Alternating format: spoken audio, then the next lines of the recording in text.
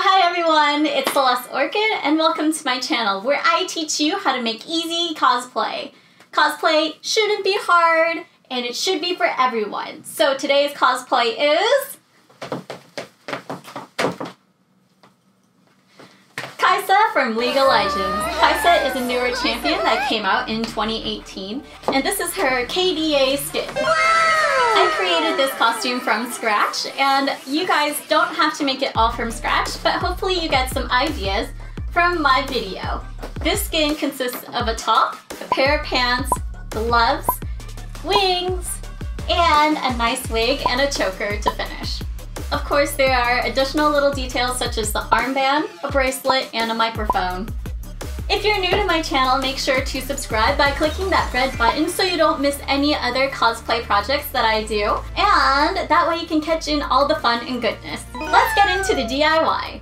For starters, I'm going to be using this gold lemay, and then I'm going to be using that pleather, and then I'm going to be using this. This is my Misa West stretchy dance material fabric. And we're going to be using this pattern here. It's Easy McCall's M6173, and we're just going to be making B. All of these are B. This one is B. So that's what we are going to be using. And now we are going to cut it out on the fabric. Ta-da! It's all cut out! Pants! Now, following the pants instructions, go ahead and sew where it needs to go. And if you bought pants, well then, yeah, you can just skip this part entirely. I just wanted to show that even though I followed a pattern, the sizing was a bit too big, so I will have to adjust at the top and at the crotch seams so that it will fit. And make sure that your leggings will go underneath your belly button, so we need to cut off the top part. So time to modify and make it tighter. So I needed to take in about 2 inches. I didn't realize I was that much thinner than the pattern. Make sure to double check and read and follow the instructions. And so I'm going to be following the same line on the pants from where I sewn and go in by 2 inches to make it tighter. Now for my waistband, I just fold over the fabric and now I'm going to cut that off because I want the actual waistband to be elastic. So what I'm going to do with my pants that I'm making is cut off the top part and then I'm going to zigzag stitch some elastic on top of it. The way I got my waistband was buying elastic and wrapping it around my waist, making sure it's nice and snug, and then sewing it together, then sewing it onto the pants. Next, I created these long tubes so that it will go around my waist. And it was used by using scrap fabric that I cut off from the pants because they were already the right size. Now I'm going to add these straps to the pants to make the X's. I'm going to attach 2 on the same side and then I'm going to attach another 2 on the other side. Meaning that when I put it on, it will make a X on my body because it's going to lap on the left side from the right side and the right side from the left side. Then sew it. And if you did it correctly, the left straps will go over your right side and then your right straps will go over your left side. And that way you can still enter your pants. Now it's time for the small details. So in order to embellish, we are going to cut out 1-inch strips on the gold lemay, and take your time with this because you don't want uneven strips. Then we are going to take tacky glue and then glue it down on the front, halfway down to the thigh, and then repeat on the back.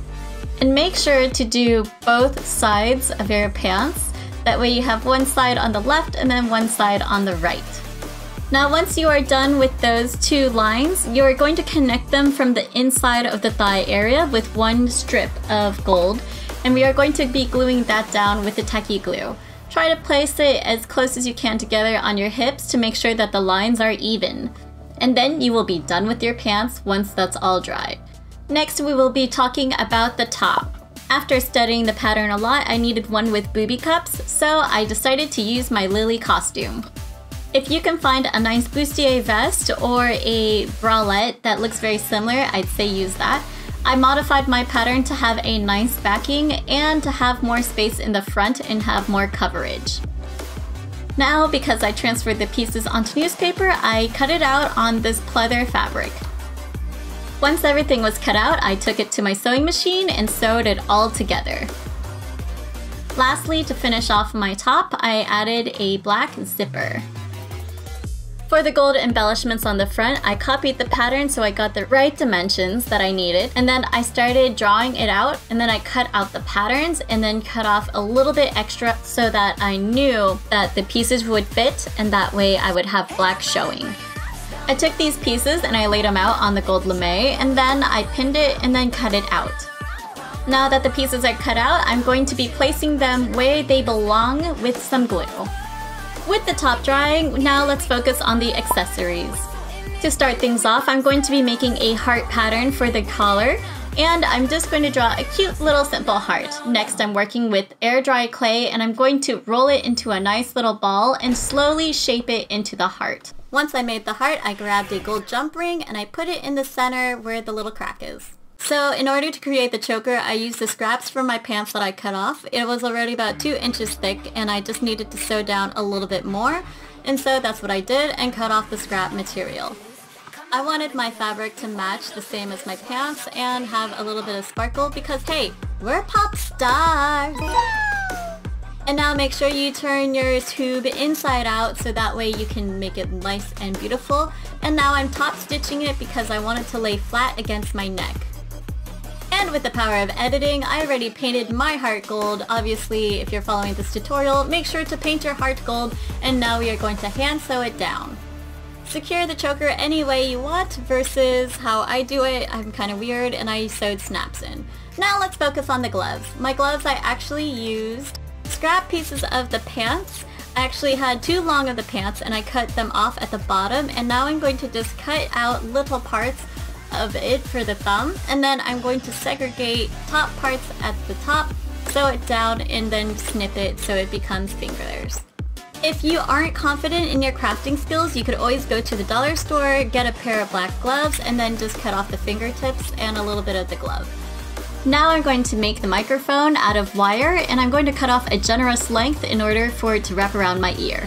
You want to make sure that this wire can wrap around your ear comfortably without stabbing you, and then go forward towards your mouth. My end product ended up feeling like a J shape around my face and a C around my ear. Now I'm taking out a piece of scrap foam and I'm going to be hot gluing it to the bottom of the microphone piece that goes close to the mouth. And I'm going to be making it into kind of a rectangle shape and then slowly gluing it down and folding it over a few different ways so it does not ever have the chance of poking me in the face. I'm using an extra dollop of hot glue to round out the tip. To finish off the microphone, I'm painting it black with black nail polish. Now the last accessory is the wings. After researching the wings a lot more and looking at how other people did it, I wanted to make my wings small, light, and dainty so I can dance in them. I needed a diamond shape for the front blue piece, a covering diamond blue piece, so kind of like a frame. I needed the white piece, which is kind of like a egg looking thing. And then I needed 2 side pieces, which were gold accents. And then I needed a gold thing that goes on the inside. It kind of flares out, but you get my point. So once I have my basic pattern, I'm going to be transferring these on foam sheets. For the foam sheets, I used colors white, yellow, and blue. For any pieces that were gold, I used yellow. Obviously, I only needed a little bit of blue foam and the white. Now I'm going to be hot gluing the pieces together that need to be together, but not completely, because I still want to cover it with Mod Podge. So first I'm going to glue the pieces of the wing itself into a little circular shape, causing it to concave. Then I cut little notches in the diamonds that go on top of the blue, and then I'm going to be gluing those inward. I'm going to be making the frame very clean so that it doesn't have a rough edge when I attach the blue pieces onto it next. So you can see I'm folding it in, and luckily I have a low temperature glue gun and slowly working with it, making it turn into a nice framed edge versus a very cut one. I did this to both diamond pieces on the inside. Once I had finished doing that to all the sides of the diamond, I added a lot of hot glue on the inside and placed the blue diamond on top of it. Next, I laid out all my pieces and then I started coating it with Mod Podge. Mod Podge is going to seal it, and that way the paint can adhere to the Mod Podge versus getting stuck inside the foam and you'll have to use more layers. I used about 3 layers each, and you definitely want to paint each side. You can also see here that I did use Mod Podge on the wings. And originally I was going to keep the wings just basic white and just use Mod Podge on top of it, but I ended up painting them silver later. Which of course, after all the Mod Podge dries, make sure you give all your items a good coat of paint that you want. For the blue, I actually used blue nail polish with glitter inside it, and I used gold nail polish on just the blue frame pieces. And then I used gold paint on all the other yellow pieces. Now, while all the paints and glues were drying, I decided to make the harness. The harness is made out of 2 different pieces of wire, and we want one extremely long piece of wire to hold the wings up and be your base shape that will rest against your back. Make it into a very long piece of wire and create a V, and make sure it is symmetrical. Here, I was thinking that I was really smart when I was working with it, but I actually covered all my hard work, so I'm going to have to really explain it to you. You kind of want to make a D shape so that it will rest against your back. Then you want to kind of make a P shape so that it goes against the wings. The P shape is actually going to be the base for what the wing is going to stand on and retain its shape. That is what the silver part is going to be glued to, and it will be the base for the wings. I reinforced the back piece a little bit more with some extra wire, but most importantly, let's add our straps first. I'm going to be using an extremely long piece of scrap fabric, and I'm going to be gluing it onto my frame. I want to make sure that these straps are actually stretchy, so I'm using the pant fabric. I reinforced the back piece a little bit more with some extra wire, and then I'm going to be covering that piece so it doesn't hurt our back or scratch the hard work that we've done with a scrap piece of fabric. I wanted to test out my harness on my mannequin. It looks like it's holding up very nicely and it's solid. This is what it looks like with the D on the back and then the P wings floating up. Now just make sure that all your foam pieces are painted and ready to go onto your harness. These wire bits where I actually put it back onto itself during the P part, I'm going to be using that the base for where all of the foam is going to sit. I'm going to stretch open this wire part first so it's easier for me to glue on the foam. This bottom tail piece is going to be great to add the last piece, which is the under gold part. For the first part of making Kaisa's wings, I made sure to glue down the silver part first, and then I attached the blue piece, and then on the sides I attached the gold little pieces there. I decided to add a little bit of dimension onto those gold pieces. Not all references have it with that kind of dimension starry look, so what I did was I hot glued it down to itself and kind of made that impression, and I folded it into a kite.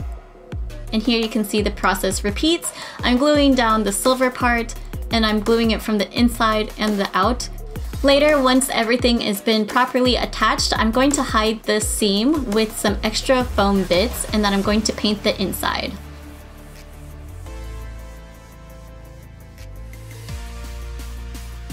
I cut out strips of extra white pieces of foam so I could glue it on the inside. I really wanted to hide the seam of the wire, and I didn't think it looked pretty from an aerial view. So just in case, I wanted to make everything as pretty as possible, so I hid it with white foam, and then I'm going to be painting the insides the corresponding colors that it needs to be. I made sure not just to paint the white, but obviously that blue really stood out, so I painted that gold as well, and same with the inside of the yellow. Once you are done with this part, just let it all dry, and you are ready to wear your Kaisa cosplay. Just make sure you have a wig. Sorry, I don't have wig footage.